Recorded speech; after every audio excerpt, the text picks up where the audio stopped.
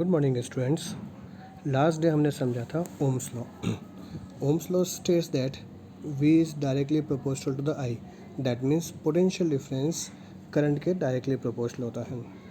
When we remove this sign of proportional then we will have V is equals to I into R. This R is the resistance. Resistance depends upon four factors. First of all, length. Second, cross section area. Third, nature. And the fourth one is the temperature. Length पर कैसे depend करेगा?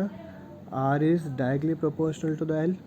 और cross section area पर R is inversely proportional to the A. That means R mainly two factors पर depend करता है. Length बढ़ेगी तब आर बढ़ेगा. Inversely proportional, that means 1/A. Cross section area, length everybody knows कि कोई कंडक्टर कितना बड़ा है, कितना लंबा है. Cross section area that means एक कंडक्टर कितना विड्थ में है. What is the width? That is called the cross section area. So R is directly proportional to the L and R is inversely proportional to the A. When we mix both the equation, we will have R is directly proportional to the L upon A. Again, there is the proportional sign. When we remove this proportional sign, then we will have R is equals to rho L upon A. Now, this rho again is the constant. R is the constant and rho is the constant. So we are having two constant. One is the R, another one is the rho. There is a difference between the R and the S. R and rho. R, first of all, it is the resistance.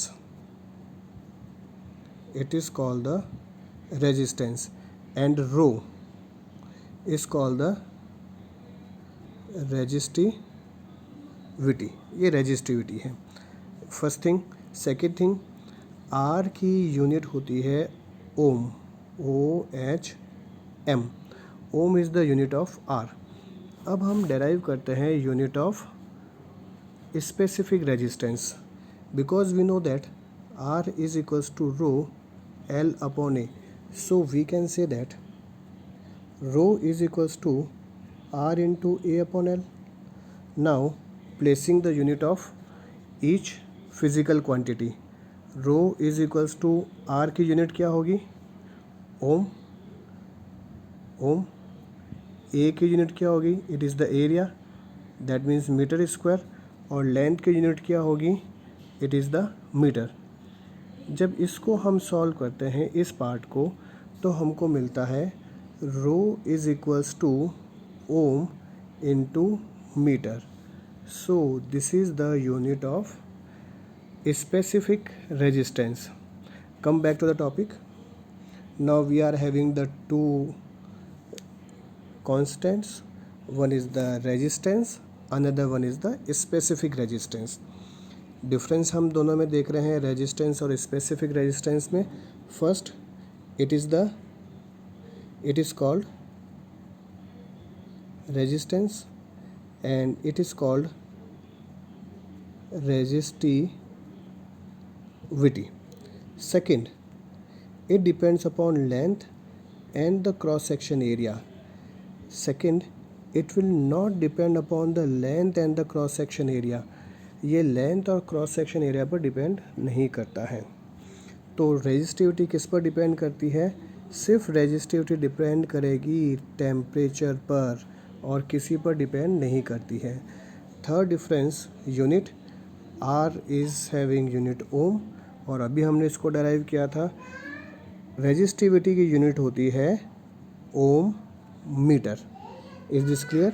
These are few differences between resistance and the resistivity. Resistivity एक और बात पर depend करेगी, और वो है nature of material. Resistivity की dependence किन किन बातों पर हो गई? पहले हमने देखा लेंथ पर डिपेंड नहीं करता है. सेकंड, क्रॉस सेक्शन एरिया पर डिपेंड नहीं करता है.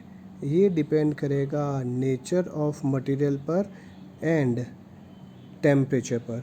इन बातों पर डिपेंड करता है, इन बातों पर डिपेंड नहीं करेगा। So it is very well differentiated now that what are the differences between the resistance and the resistivity. Resistance को हमने देखा था, it is the obstacle. For example, we are having a big conductor and there are many electrons are flowing in this way. जब electrons flow कर रहा है, suppose करते it is the direction of the flowing, there are many number of electrons. जब एक electron flow करता है तो पीछे वाले इलेक्ट्रॉन्स या फिर इसकी वॉल से स्ट्राइक होकर उनकी स्पीड कम हो जाती है। तो अल्टीमेटली हम कह सकते हैं there is the decrease in the speed of the electrons. So this is the resistance. When there is the obstacle in the flow of electrons, that is called the resistance. Now come to the resistivity. Resistivity इस तरह से represent होगी, इसका नाम अभी हमने लिया है रेजिस्टिविटी। इसका एक और नाम है स्पेसिफिक रेजिस्टेंस। अब देखें, इसमें एक वर्ड आया है रेजिस्टेंस। रेजिस्टेंस तो है, that means resistivity is also resistance, but it is in a specific condition. अब स्पेसिफिक कंडीशन क्या है? अगर हमारे पास वायर है जिसका cross section area 1 metre square है और लेंथ 1 मीटर है, तो उसको हम बोलेंगे स्पेसिफिक रेजिस्टेंस और द रेजिस्टिविटी। वापस समझते हैं इसको। ये रेजिस्टेंस है, ये किसी भी तरह का wire, long, quite thick, short, twisted, whatever, इन सब में रेजिस्टेंस प्रेजेंट होगा। It is present here, it is present here, it is present here, it is present here. और एक मैं अलग से कंडीशन लेता हूँ कि यहाँ पर मेरे पास एक ऐसा वायर है जो 1 मीटर स्क्वायर उसका क्रॉस सेक्शन एरिया है, मतलब उसकी चौड़ाई है, और उसकी लेंथ कितनी है? 1 मीटर उसकी लेंथ है। अब ये भी एक तरह का वायर है।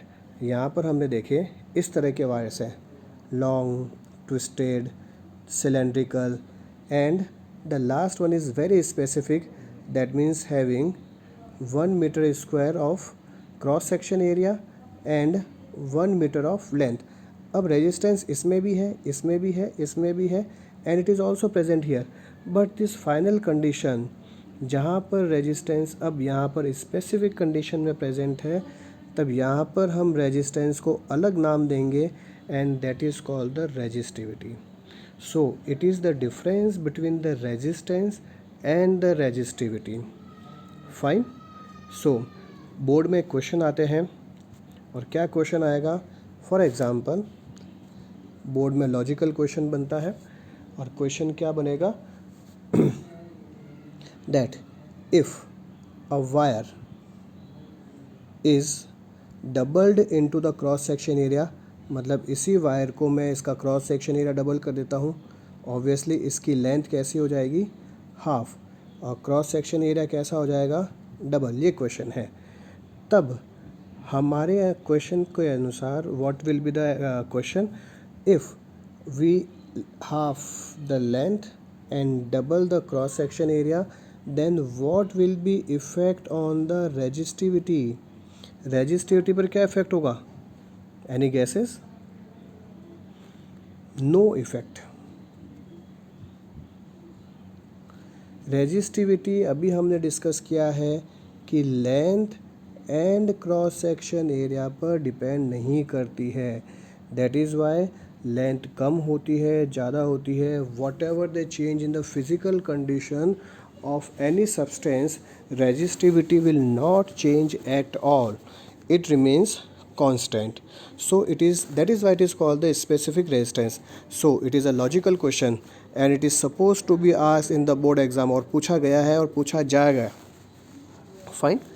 अब हमारा आता है next topic, combination of resistance. Combination, resistance के दो कॉम्बिनेशन होते हैं। First series and second parallel. आज के टॉपिक में हम सिर्फ ये समझेंगे कि सीरीज़ और पैरेलल कॉम्बिनेशन कैसे होते हैं। इसके डेरिवेशन नेक्स्ट वीडियो में देखेंगे।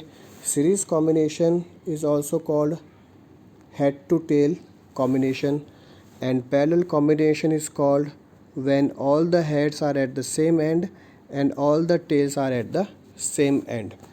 जैसे for example we are having many wires, wire A, wire B and wire C. ये सारे वायर एक दूसरे से हमने डायरेक्ट कनेक्ट कर दिए। ये इसका हेड है, ये इसकी टेल, ये head tail head tail, tail to head और टेल टू हेड आगे कंटिन्यू करते जाएंगे। This is called serial combination. Fine. Now again we are having 3 resistance 1 2 3। अब इन तीनों रेजिस्टेंस को अगर हम इस तरह से कनेक्ट करें, इनके सबका हेड इसी तरफ है और टेल सबकी इस तरफ है। सबके हेड को एक तरफ रखते हैं, सबकी टेल को एक तरफ रखते हैं, then this type of combination is called the parallel combination. What will be the effect? What are the uses of the parallel combination? How it will affect the amount of current in the circuit? All these things is to be discussed in the next video. Thank you and have a nice day.